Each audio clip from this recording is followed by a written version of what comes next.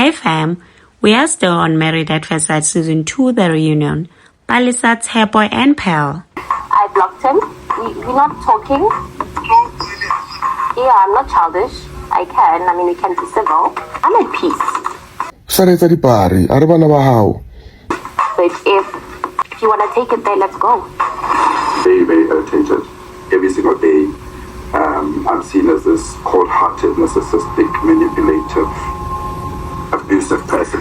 To say the only reason I'm not here is because I was told to be here for my contractual obligation. Number one, Palesa and Tshepo are exactly the same. All right, Tshepo, are you ready to visit what happened earlier today, or you feel like you want to move on? I think the question is this the platform because of the people behind the scenes? Is this the platform to speak and to air my views? Will they be put in or will they be edited out? Things not being portrayed the way they were and things being edited to create a narrative that is inaccurate and not reflective of what truthfully happened. Is that Was authentic from day one. I wanted this. Yeah, I have nothing to say to that. So I think that for me, I'll park it right there.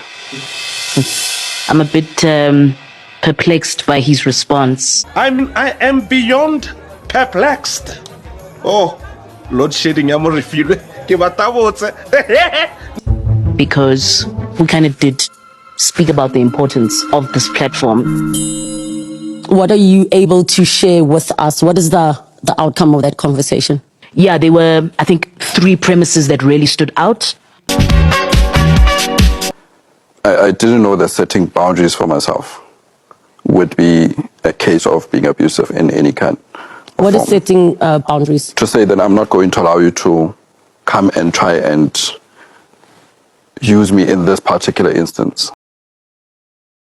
I set up boundaries for myself. The moment I felt that this is not what I want and this thing is not going to take us anywhere, I set up boundaries for myself. He is the one that told everybody with pride, I gave Palesa my bank card. Right? I never complained about him taking his bank card. You've got a black card, I've got a black card too. I am the Morse in the word morsive. I've got my own money. I think he wanted to feel like a man, because one thing that I realized about Tshepo, confidence is an issue. I don't want anybody to say that I am entitled to Tshepo's things. So I want to be clear, Yes. so that we can close the chapter of abuse. Was Tshepo ever abusive towards you? Emotionally abusive, yes. What does that mean? Is this plausible to you? It goes down to the mistrust that I said with production. How then does it come out? How then does it get presented? Are you saying, in regard to the accusations of abuse, that you feel that that was put in a way to make you label you as an abuser, even though you said, well, if taking things that are mine is abuse, then I guess I'm an abuser? Yep. Oh, wow. Palesa is talking about how she has her own money too, how she doesn't want for anybody to say that she's entitled to Tshepo's things. My question here is, if that's the case, why didn't you use your own money, your own black card that you have that time when you wanted the ingredients, especially when you were already at the mall? And again, why did she complain about him getting back his things from her? Because if she didn't mind, mentioning it wasn't even gonna be a thing. She should have just kept quiet and kept it moving. Second was with respect to the courtesing scene. Yes. He then said that Palesa was fully aware that his mother was not ready to meet her. But most importantly, he was not confident in the state of the marriage to take her to his mom. And apparently she was fully aware of that. I said, please can you not buy the outfit? Because my mom is not in agreement. Now, mind you, it's a week. It's within the week. And I said, don't buy the outfit. Because there's an ongoing conversation. And so far, it's not looking good. I said it many times. Even when I was told that Portia was going to go and buy outfits, etc., I said, please don't entertain this thing for now. I did not know anything about it. We were all excited as the ladies. Miss Portia, her and Mr. Bongani went together to get the dresses. So I got that because Tshepo kept on saying, I'm still trying to convince my mom. I need to talk to my mom. The thing is, my mom doesn't want to be controlled. It's on text when I said, don't do it now because there's an issue here. On this, Tshepo is like, I told Palesa my mom is not ready to meet her a week prior to buying things. Even told her don't buy them. Palesa, I didn't know anything about this. I was never told his mom is not ready. Palesa again moments later, Tshepo kept on saying he's still trying to convince his mom and they're still having talks about that. Which one is it, Palesa? Are you tired? He's hungry. Explaining or He's hungry. Explaining or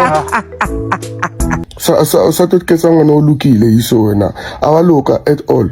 what was that? I think he's hungry. I've learned his patterns. He does get hungry around these hours. Oh, that's a low blow. Okay. Oh, that's a Mindfulness. Hey, that's diabolical. Tshepo, do you recognize this woman? Yeah, I do. How do you know Tshepo? Tshepo and I started dating, I think, about 4 years ago. And he approached me as somebody that wanted a serious, committed relationship, which is something that I also wanted at the time. He was very obsessed about marriage, wanting to be a husband, starting a family, and I felt like, okay, this could be my person. Let me give it a try. It was hard establishing a relationship with Tshepo. Tshepo is he's non-present. So in every attempt, because it's been more than one attempt of being in a relationship with him, I would always feel like he says he wants a relationship, but he can't fully function in attempting to have one. My only problem is that I like to stick around to see how red the flag can get. And then it gets blood red. I constantly felt like I was the one pulling the weight, and he was just there saying all these things that he can't apply. So at what point did you decide to reach out to Palesa? Palesa actually reached out to me. Okay. So I just basically let her know of my experience with him. And I realized that my last attempt of a relationship with him was during shooting of the show. Oh. Yes. So during an actual relationship. Yes. So he wanted us to get back together, but I just need to know that we can't be exclusive because of obviously the contractual agreements that he has with the show. We can be in a relationship, but he obviously cannot put me out there as his partner. His approach to me was that I want us to get into a relationship and I want to have a child. I'm in the process of buying a house. Should it happen that you conceive, I plan on announcing this pregnancy at a reunion. Yeah, but yeah, accurate. Yeah. When I left the apartment that night, I did say that I went to go sleep at somebody's house. I went to go and sleep at a place that night. After I had watched that episode, I was so angry at him. And it was before I saw all the other episodes that I've played recently. And I felt like he kept on making me feel like I was not enough. I didn't do much for him to show up as my partner. I intimidate him. I'm this, I'm that. But then I realized that no, he was actually the problem all along because he's doing it to somebody else. What makes him think it's okay to keep continuing treating women like this? Yeah, the parts about wanting to have a child, wanting to get back together, yeah, that's accurate. But you don't want to respond to the other details? No. Tshepo never says anything. Can he please just use this platform to open his mouth and say something?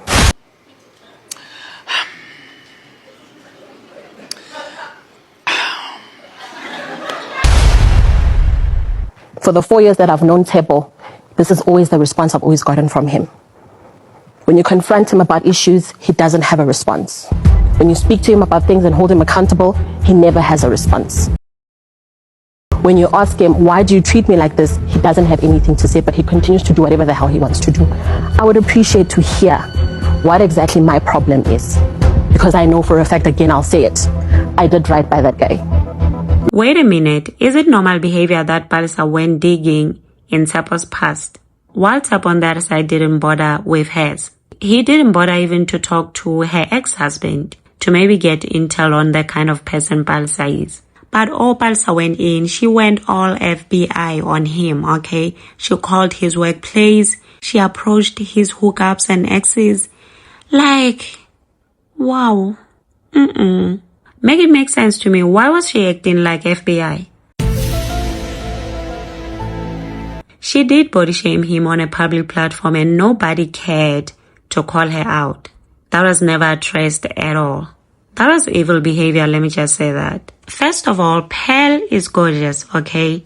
Tshepo being unfaithful to Tamim Palesa and Pearl, wanting babies from both of them. Let's say, hypothetically speaking, both of them did get pregnant. What was then gonna happen? That was downright evil. And how he denied having cheated, how he lied, or rather hid having slept at Pearl's place, saying, oh, he slept at home, or he went to the bar, and he was busy cheating. Cheating aina patela. You will never get paid for cheating. You are only gonna get exposed. And I saw someone saying that this is typical behavior Yabashiman Baval. What's happening? Huh? After hearing Pearl speak, Tshepo should not have been on the show in the first place. He should not even be trying to be in a relationship with anybody. He should be focusing on himself, on healing himself.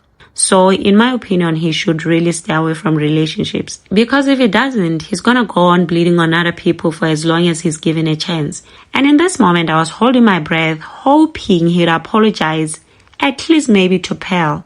Because with Palesa where they are, I really didn't see it happening. But at least I was hoping that he would say, Pearl, you know what? I'm sorry, I apologize for everything. But he did not. He just stood there saying his favorite line, that he has nothing to say, honestly. One other thing that I didn't get about Tshepo is that he was given multiple chances on the show, on the reunion, to address and say his piece. But he chose not to speak at all, but instead went on to a podcast to speak there. I'll give you an example. And this was a theme that continued throughout the recording, even post the recording, even at the reunion, etc. Was this continuous thing to just body shame me. Yeah. I found that behavior to be very disturbing because him choosing to speak on a podcast versus the reunion means he was trying to control the narrative without being challenged by anyone. He makes it really hard for people to take him seriously because if all that you're saying is true, factual, to be trusted, then why didn't you say all of it at the reunion? The only thing I believe I must say is the body shaming part, because Palesa said it on record. There's other things, I don't know how I feel about them. Some make sense, some don't, but I don't even want to entertain them because he chose to not speak where Palesa could have maybe defended herself. But hey, some people are saying that they get him. He didn't want to speak at the reunion because of Palesa. She's loud and wouldn't have given him a chance. He was tired of the drama. Others are saying also everything he said was edited out to support the narrative that was being pushed. I'm choosing to paint both of them with the same brush. They are both unhealed, prideful, ego-driven, and very toxic. On Pearl, some people are saying that both Pearl and Sponono same WhatsApp group. And I must say I can see that because Pearl, Tshepo had told her that he was on a show married to another woman, but wants her to fall pregnant, and that if she indeed fell pregnant, he was going to reveal it on the reunion. So now, assuming she agreed to this as he went on to sleep at her place while he was still on the show, that would then mean that she was okay with him playing and hating Palesa. That would then mean that she was okay with him playing and hating Palesa. Anyway, when it comes to Tshepo and this woman's experience with him, both Palesa and Pearl can't be wrong. They can't all be wrong. So maybe it's time for Tshepo to sit with himself and introspect. Otherwise, let's take all of this to the comment section. Also remember to subscribe, like, share. Until next time, bye and thank you for watching.